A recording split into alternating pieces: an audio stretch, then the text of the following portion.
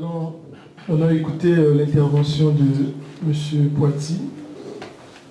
Merci beaucoup, chers amis, chers frères, mesdames, mesdemoiselles et messieurs, d'abord d'avoir répondu à cette invitation qui était très attendue depuis la présentation de la déclaration de l'État du Sud-Congo le 10 juin, la présentation du Libyen, du 10 juin 2014. Ce n'est pas donc pour rien que j'ai tenu, que le groupe a tenu de se faire assister ce jour par des éminentes personnalités qui ont travaillé sur le sujet qui nous concerne aujourd'hui. Alors, je ne vais certainement plus revenir sur tout ce que mes deux prédécesseurs ont presque éclairci et relaté, puisque vous aurez le document à la fin. Je voudrais aujourd'hui, disons l'actualité oblige, dire que, au bout de 57 ans, depuis 1958 jusqu'à aujourd'hui, le Burundi en est la preuve depuis 2 ou 3 jours. Donc on va continuer à s'entretuer pour le pouvoir. Ce qui se passe au Burundi aujourd'hui, ce qui s'est passé le 30 et 31 octobre 2014 au Burkina Faso, c'est la même chose finalement qu'on est en train d'attendre à Brazzaville. Tout le monde est suspendu. Attends ce moment-là. Le moment où nous allons nous entretuer. Parce qu'il faut que ça se parte. Et que comme il ne veut pas partir, et bien donc il y aura les coups de fusil.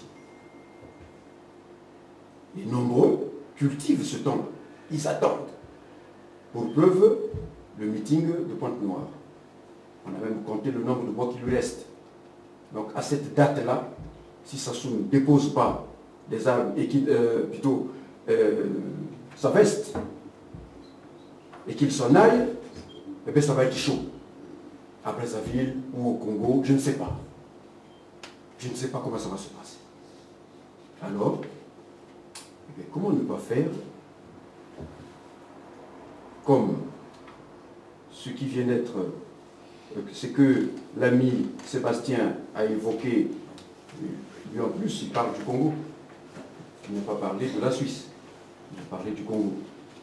Et ce que notre cher frère José vient de dire, et en s'appuyant sur ce que le président professeur Pascal Lissouba parlait de la petite Suisse, certainement qu'il savait quelque chose, mais il n'avait pas de quoi réaliser ce qu'il voulait. Parce que pour faire la petite Suisse, il fallait aussi du matériel, à l'image de la Suisse. Or, le Congo n'est pas du matériel à l'image de la Suisse. Le Congo, aujourd'hui, est géré comme dans un rêve de Congo uni et indivisible. Et c'est ça qui fait que, quand M. Ganga va se lever pour revendiquer quelque chose qui est en lien avec sa région, on va lui dire non, on est unis et indivisibles. Même si ce qu'il revendique est en lien étroit avec sa localité d'où il arrive. Il dit non, on est unis et indivisibles. Tu ne peux pas parler au nom de ta région, tu ne peux pas parler au nom de ta tribu, tu ne dois parler qu'au nom de la nation. Donc celui qui tient la nation, eh bien, il va lui réserver le sort qui lui revient en ce moment-là, qu'il aurait décidé. Alors qu'ailleurs, on dit non. Il n'y a pas de un indivisible, mais c'est que chacun, là où il est, qu'il travaille d'abord pour le bien et le bonheur du territoire là où il est, et le reste du bonheur résulte de là. Voilà pourquoi nous avons pensé que 57 ans de querelles, j'ai bien précisé interminables, il faut qu'on en mette quand même un terme à ce genre de choses. Ceux qui débattent sur le changement ou non de la Constitution, ils ne visent qu'une seule chose, que Denis Sassou Nguesso parte, qu'il le remplace et qu'il agisse, je ne sais pas si ça va changer ou ça sera de la même manière. Parce que c'est 57 ans, je disais ce matin, comment ça s'est passé le 28 novembre 1958 à Pointe-Noire. Ces querelles qui nous ont entraînés à la guerre dite de février 59, la guerre tribale en février 59. Nous devons aujourd'hui prendre conscience et dire que réglons ce problème qui est à l'origine des massacres éternels, des querelles éternelles. Monsieur José a cité le cas du Soudan, qui est le cas tout récent ici, que ça se passe en Afrique. Eh bien, en examinant bien la chose, le Soudan du Sud, quand il se crée, il ne tient pas compte des réalités et qu'il fallait essayer de regarder comment ça se passait dans les États fédéraux, à l'exemple de la Suisse. Si le Soudan du Sud avait vu le problème sous cet angle-là, on n'allait pas connaître les problèmes, on n'allait pas entendre ce qui s'est passé après la séparation avec le Nord, comme drame, mais peut-être que d'ici là, je ne sais pas. Mais aujourd'hui, on va, nous, pour le cas de l'État du Sud-Congo, nous avons dit et nous avons pensé que tout simplement, nous n'allons pas faire, mais on va copier. On ne va pas faire du copier-coller, mais on va regarder au niveau de la Suisse, qu'est-ce qui a bien marché, on va regarder au niveau de nos traditions, qu'est-ce qui a bien marché, de telle sorte que nous ne nous entretuons plus à cause du pouvoir. Nombreux m'ont dit, mais pourquoi on ne pouvait pas l'étendre, ce fédéralisme que vous prônez dans l'État du Sud du Congo, pourquoi ne pas le faire pour l'ensemble de la République? J'ai toujours dit, attention, il y a une belle phrase que le défunt Ambroise Édouard de Mazalaï avait prononcée quand il dit, et cette phrase, il a fait suite à un constat. C'est-à-dire que depuis 1945 jusqu'à 1957, pour ne pas parler de Jean-Félix Tikaya, c'était toujours quelqu'un du Sud qui a représenté le moyen Congo. Et arrive 57, malgré que, avec les alliances que Jacques Opango fait avec certains cadres politiques de la partie Sud, il gagne, mais Dieu le voit. Mais qu'est-ce qui se passe? Soudain, ce n'est plus lui, mais par jeu d'affinité ethnique et tribale et autres, eh bien ce député ou cette assemblée dans laquelle il avait la majorité d'une voix va basculer pour que l'abbé Fulbert Youlou prenne le pouvoir. Cela étant, il est donc simple de dire, et je pense que ça a été le cas pour Jacques Opango, qu'il fallait tout simplement se séparer, parce que cette séparation, elle part de là. C'est ici, qu'en présence de quelqu'un qui est dans cette salle, que moi aussi j'ai appris que la scission du Congo aurait pu avoir lieu même avant l'indépendance. Et des postes de gouvernement, de ministres, étaient proposés à la partie nord du pays pour que cette scission ait lieu. Ce n'est pas finalement quelque chose d'aujourd'hui. Elle date. Mais malheureusement, comme cela n'a pas été fait, et donc ce même problème nous poursuit jusqu'à aujourd'hui. Vous avez tous entendu, il y a quelques jours, il y a même quelqu'un qui est dans la salle qui m'a appelé, je ne dis pas de bonheur, pour me dire qu'il y a dans l'éditorial des dépêches de Brazzaville, pour ne pas dire à Brazzaville, un commentaire, donc celui qui a fait l'éditorial, a fait glisser quelque chose qui finalement risque d'être le chemin ou le chemin de M. Denis Sassou Nguesso, qui prévoit tout du 4e trimestre 2005 au 2015, pardon, au 3e trimestre 2016. Tout est là. C'est pour dire que, en suivant ce chemin, nous savons, nous connaissons l'issue. Ce n'est pas lui qui le dit, mais c'est celui qui écrit l'éditorial. Mais c'est ça le chemin qui a le tenu. Et c'est donc, on nous attend, certains politiques nous demandent d'attendre 2016. C'est-à-dire pour que ça se passe comme ça s'est passé au Burkina Faso, avec toujours des morts, toujours du sang, et que ça se passe comme c'est en train de se passer aujourd'hui au Burundi, avec toujours des morts, toujours du sang. Est-ce que c'est ce que nous voulons? Est-ce que le fait qu'il y ait même un bébé qui meurt, est-ce que c'est pas grave? Est-ce qu'on ne peut pas régler ce problème de pouvoir autrement que par le sang, le sang, le sang, le sang? La Tchécoslovaquie, pour ne pas parler de la Yougoslavie a eu des troubles, mais ils sont arrivés à précision à la création de cet État, et qui fonctionne et qui tourne très bien. La Tchécoslovaquie, ils se sont assis, sans guerre, et ils ont créé les deux États. Voilà les exemples qu'on peut et que nous devons suivre. Et nous, parce que nous sommes dit, quand on prend la décision de créer l'État du Sud du Congo, on dit que non. Mais on va continuer à nous tuer. Soyons clairs. On va continuer à nous tuer.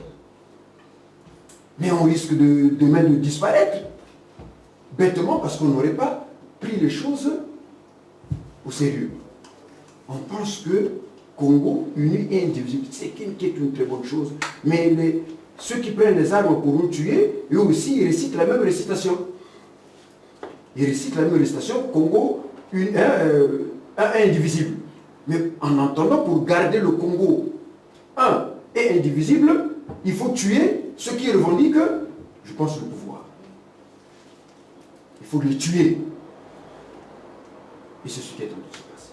Et on est là, on regarde, et nous continuons à dire Congo un, unique et indivisible. Désormais, nous, qui avons pris cette décision, nous avons dit que M. Denis Sassou Nguesso, qui lui-même le dit, et quand il le dit, il n'y a pas ceux pour lesquels il le parle ne lui contredisent. Quand il dit, tout ce que je suis en train de faire, c'est pour vous au nord. Parce que si demain les choses changent, que le pouvoir reparte au sud, ils vont vous massacrer, on va vous tuer. Est-ce qu'il y a eu un cadre venant du côté nord ou proche de Sassou ou du clan, ou je ne sais pas comment il faut le dire, qui a pris le micro pour dire, pour condamner M. Denis Sassou Nguesso en public, puisque c'est des paroles qu'il tient en public? Est-ce qu'il a pris quelqu'un, vous avez entendu quelqu'un, qui a pris le micro sur RFI ou je ne sais pas dans quelle radio, les trois sites que nous avons, qui a dit que je ne suis pas d'accord avec ce que M. Denis Sassou Nguesso dit par-ci par-là? S'il y a eu quelqu'un qui l'a dit. Mais si c'est dans le cadre que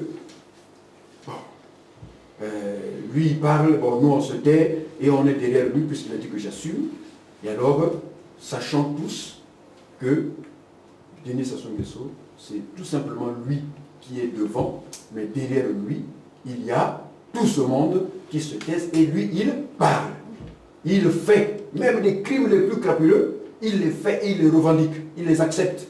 Mais il sait pourquoi il le fait. Et ceux pour lesquels il le fait, eh bien, ils sont là tranquilles. Ce n'est pas un calvaire, ni pour le nord, ni pour le sud, mais c'était un bien-être. C'est ce moment-là qui va finalement nous permettre de régler, de résoudre le problème du pouvoir. Et le pouvoir, on l'a dit ici, par nos amis Sébastien qui a parlé du Congo, heureusement qu'il n'a pas parlé de notre État, par notre frère José, qui nous a pris l'exemple de la Suisse, pourquoi pas de l'Allemagne. Alors, dans cet État, pour ne pas parler de notre, dans cet État du sud du Congo, nous avons pensé que pour aussi répondre aux interpellations de certains des nôtres, de ceux du sud même, mais oui, mais il y a eu des guerres entre vous là-bas, le Poul et les pays du Niari. Mais il y a eu des guerres, les Vili qui disent que les Bapoumou, les Diabouata, il y a beaucoup de choses qu'on nous dit. Il y aura toujours des problèmes là-bas aussi. Mais oui, effectivement, heureusement que nous allons tenir compte de ces problèmes-là. Et c'est pour cela que le territoire, aujourd'hui région ou département, peu importe sa superficie, peu importe sa population, aura en termes représentation au niveau des instances dirigeantes de la nation, un nombre égal de responsables. Si le pôle qui est plus peuplé que le Kwilu